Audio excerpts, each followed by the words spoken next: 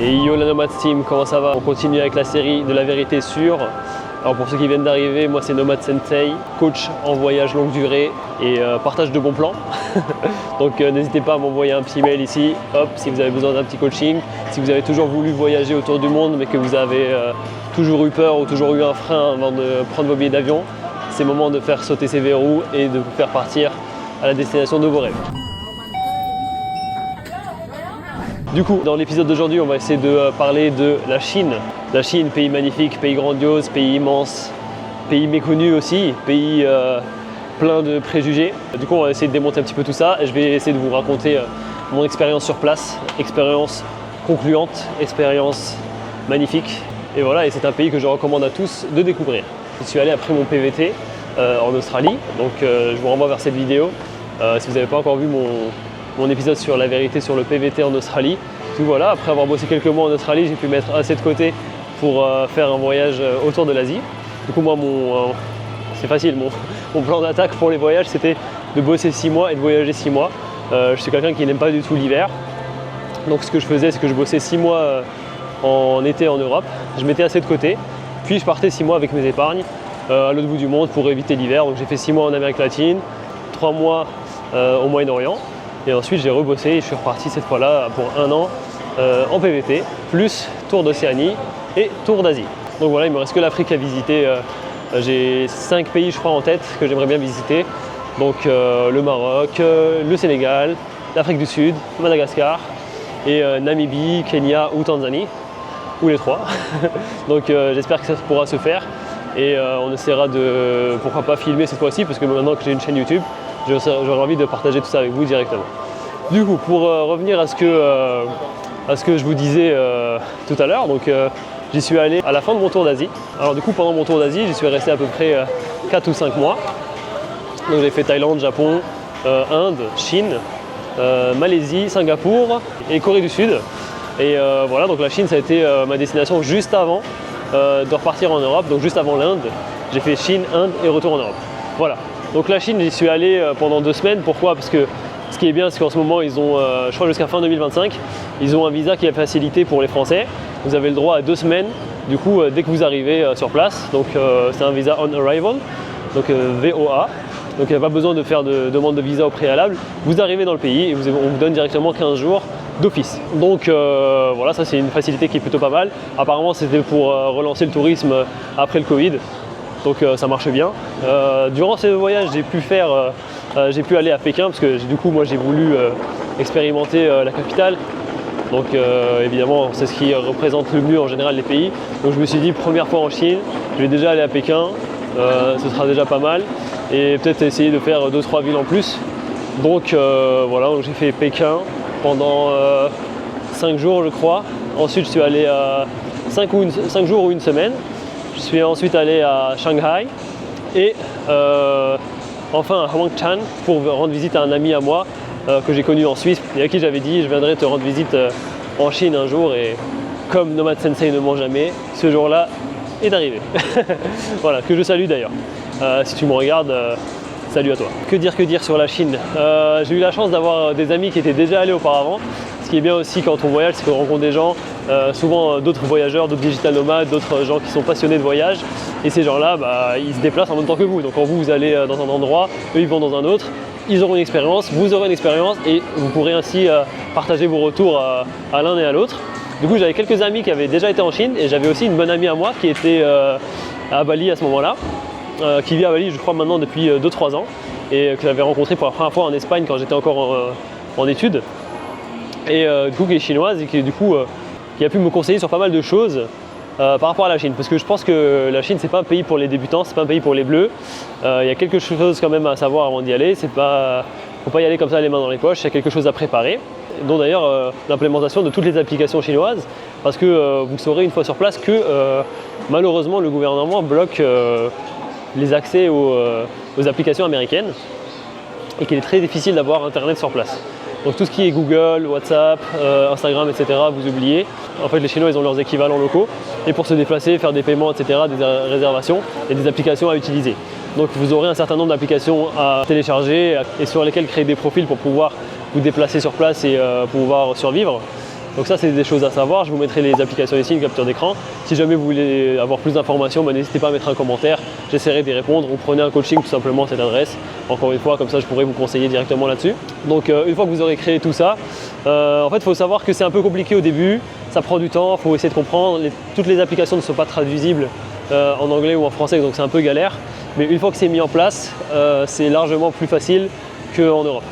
En fait, une fois qu'on comprend comment ça fonctionne, genre les WeChat, Alipay et compagnie, c'est tellement bien implémenté, tellement bien ergonomique. Enfin, ergonomique, je sais pas pour le début, en tout cas, on s'y habitue vite. Et c'est tellement pratique que c'est super utile en fait. Ça prend beaucoup moins de temps que d'avoir plusieurs applications, chacune attitrée, etc. Là, avec une seule application WeChat ou Alipay, vous pouvez tout faire. Vous pouvez parler à vos amis, envoyer de l'argent, prendre un taxi, payer au restaurant. Donc ça c'est plutôt pas mal. Comme j'avais dit dans une autre vidéo, la Chine fait partie des pays où les gens sur place sont beaucoup plus sympas que les gens qu'on rencontre à l'extérieur du pays. Donc en général, bon, les Chinois que j'avais rencontrés c'était en France. En fait, j'avais jamais vraiment eu d'amis chinois ou vraiment eu de rencontres positives avec des Chinois à l'international. Parce que voilà, ils sont un petit peu difficiles d'accès, etc. Exception faite à mon ami qui habite à Bali du coup. Mais du coup, je ne savais pas trop à quoi m'attendre. Donc quand je suis arrivé en Chine, j'ai trouvé des gens très accueillants déjà, très sympathiques, toujours serviables et surtout dans le sens de l'hospitalité, dans le sens où même si à Pékin ils ont l'habitude des gens étrangers et à Shanghai et compagnie, ils ont quand même ce sens de l'hospitalité. Ça veut dire que si vous allez manger au restaurant avec eux, ils vont vouloir vous inviter, etc. Ce qui a été assez étonnant pour moi parce que je me suis dit que ça allait être des gens assez froids et compagnie, mais pas du tout. Franchement pas du tout, c'est vraiment des crèmes. J'ai kiffé parler quand c'était possible aux Chinois parce que bon, tout le monde ne parle pas anglais, même les jeunes. Il faut savoir que dans l'auberge de jeunesse que j'avais réservée, je crois que la réceptionniste et ses collègues, ils avaient la vingtaine d'années, ils parlaient pas anglais, donc c'était un peu galère. Pareil, c'est galère pour réserver parce qu'il n'y a pas Booking et compagnie, ou alors il y a très peu de choix sur Booking et Airbnb, ils ont d'autres applications. Et pour le coup, c'est un peu galère, mais si vous arrivez à communiquer avec eux, vous allez avoir de bonnes surprises. Franchement, j'ai fait une rencontre aussi dans l'avion quand je partais de Pékin à Shanghai et ma collègue de siège là qui était juste à côté de moi, on a commencé à parler, franchement elle était super sympa. Le lendemain elle a voulu m'inviter au restaurant, etc.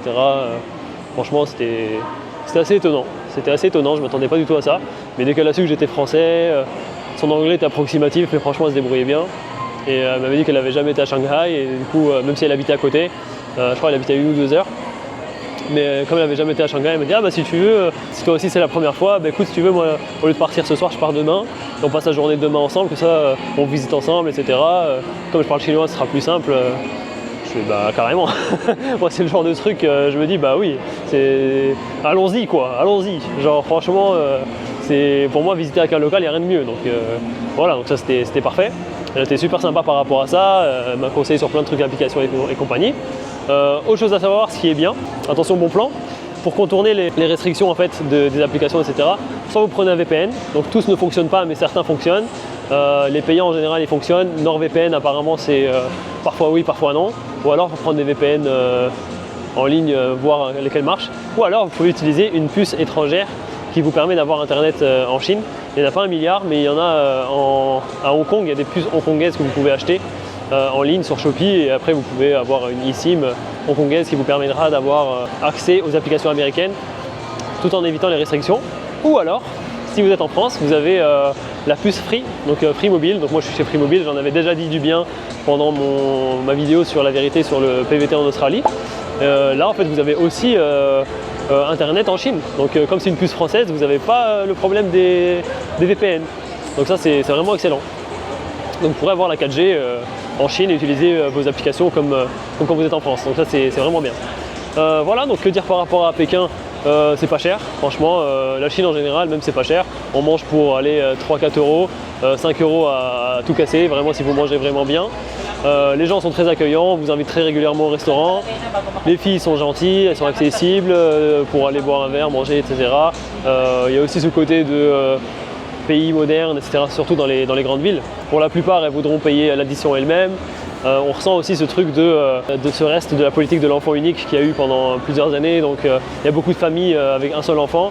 Et si c'est une fille, par exemple, en général, tout l'argent des parents va pour elle. Donc elle aura son propre logement, elle aura un bon travail en général parce qu'elle a pu se payer de bonnes études, elle voudra subvenir à ses besoins par elle-même. Du coup, elle va pas du tout vouloir vous prendre de l'argent ou quoi que ce soit. Donc ce sera soit 50-50, soit celle qui va vous inviter au restaurant. Donc voilà, si c'est pas quelque chose qui vous gêne, sachez que c'est assez commun que ces choses-là arrivent. Donc Pékin, énorme ville. Ce qui est bien, c'est que même si c'est une grande ville, vous avez plein de sortes de petits villages intégrés à la ville. Donc il y a des quartiers d'anciennes maisons typiques pékinoises du coup qui sont assez dépaysantes. Ce qui est bien, c'est que aussi la Chine, ça fait partie de ces pays comme le Japon. Quand on arrive en Chine, en fait, on se sent en Chine, tu vois. Genre c'est pas le truc pourri, l'architecture à l'occidental moderne, le modernisme minimaliste où en fait au final tout ressemble. Donc on est à la fois partout et nulle part. Donc là je pense à l'Amérique du Nord, je pense à l'Australie, je pense à la Nouvelle-Zélande, tous ces pays où en fait, à la Corée du Sud, c'est tous ces pays qui ont été reconstruits après la guerre ou des pays assez modernes où on va et en même temps au final on voit rien de si différent. Donc ça c'est très dommage. Et pour le coup en Chine, tout comme en Thaïlande, au Japon, etc., ils n'ont pas ce problème parce que déjà ça n'a pas été colonisé, ou du moins très peu. Du coup il y a vraiment cette culture qui est forte et au final on arrive là-bas et on se dit ah ouais là je suis en Chine, tu vois. Genre, ça je trouve que c'est quelque chose d'assez important quand on voyage, c'est que de se sentir dans le pays où on va, enfin, de se ressentir une différence en fait avec le pays qu'on a quitté, ça pour moi c'est primordial. Ne serait-ce que psychologiquement parlant, pour se sentir à l'étranger, le fait de voir des panneaux écrits dans une autre langue, entendre parler une autre langue, etc. Ça pour moi c'est magnifique. Quand je suis allé en Australie, au final, ça aurait pu être le Canada, ça aurait pu être les États-Unis, j'aurais pas vraiment vu de différence. Donc c'est ce qui a un peu gâché mon expérience sur place, on va dire, pour ce qui est de l'Australie. Mais en tout cas, à part ça, du coup la Chine, pays magnifique, architecture magnifique, la place Tiananmen, un peu compliqué à visiter, il faut réserver à l'avance et compagnie. Il y a aussi la muraille de Chine évidemment, qu'on peut aller visiter depuis Pékin. C'est pas très loin. Soit on y va en bus, en taxi, j'y suis allé en taxi. Et franchement, c'était pas cher du tout. Je suis resté, je crois, 1h30, 2 heures dans le taxi et j'ai payé genre 25 balles. Donc j'y suis allé tout seul, donc j'ai payé plein pot. Mais si vous y allez à 2 ou 3 ou 4 et que chacun paye sa part, ça peut vraiment revenir à pas cher du tout. Et c'est beaucoup plus rapide que d'y aller avec le bus. Qu'est-ce qu'il y a d'autre à visiter? Bon, pas mal de temples, pas mal de centres historiques à visiter. Franchement, Pékin, je vous recommande à 100%. C'est validé. Ensuite, j'avais pris un vol du coup pour aller à Shanghai. Shanghai, j'ai passé une journée et une nuit là-bas. Histoire de visiter, donc ville très moderne, très cosmopolite, beaucoup d'étrangers, pas cher, toujours pas cher. Donc je sais qu'à Pékin les prix sont pas chers parce que les prix sont régulés par le gouvernement, donc tout ce qui est nourriture, etc. Par contre Shanghai c'est pas le cas. C'est peut-être un peu plus cher mais on mange quand même pour pas cher, hein. Franchement pour 5 €, on mange des plats dans des restaurants copieux avec des prix totalement raisonnables, donc franchement ça c'est plutôt pas mal. Et ensuite du coup Huangshan, donc c'est là où je suis allé rendre visite à mon ami. Donc mon ami qui fait des études en ce moment là-bas, qui a repris ses études. Et ce qui est bien, c'est que comme il est sino-belge, donc il parle couramment mandarin, donc pour moi c'était parfait encore une fois, en plus de français, parce que du coup on a pu communiquer avec les locaux très rapidement et il a pu être l'intermédiaire entre moi et eux. C'était super, il m'a même invité à une sortie avec son université, etc. J'ai pu rencontrer ses camarades de classe, j'ai rencontré des gens que je n'ai jamais rencontrés de ma vie, parce que du coup la Chine ça attire aussi des touristes différents de ceux qu'on a dans les pays occidentaux, parce que peut-être qu'ils délivrent aussi des visas plus facilement à ces gens-là, notamment des Ouzbeks, des Tadjikistanais, etc., des gens que j'ai, des Mongols, des gens que j'ai jamais rencontrés de ma vie vraiment dans les pays où j'ai été. Là, il y en avait plein, donc ça c'était une bonne expérience. J'étais content aussi de rencontrer des gens de ces pays-là. Et il y avait aussi un peu ce côté plus campagne, plus vie tranquille, etc. Donc des maisons à taille humaine, etc. Même s'il y a quand même des immeubles. Il faut savoir que Huangshan c'est une petite ville, mais une petite ville c'est genre 10 millions d'habitants. Tu vois, genre, ou 3 millions d'habitants, un truc comme ça. Donc ça c'est les petites villes. Après tu as les mégalopoles où ça, là tu as plusieurs dizaines de millions d'habitants. Mais voilà, j'ai pas eu le temps non plus d'aller à Shenzhen. J'aurais kiffé, franchement j'aurais kiffé aller à Shenzhen. D'ailleurs, n'hésitez pas à lâcher des commentaires, prendre des coachings et lâcher des likes.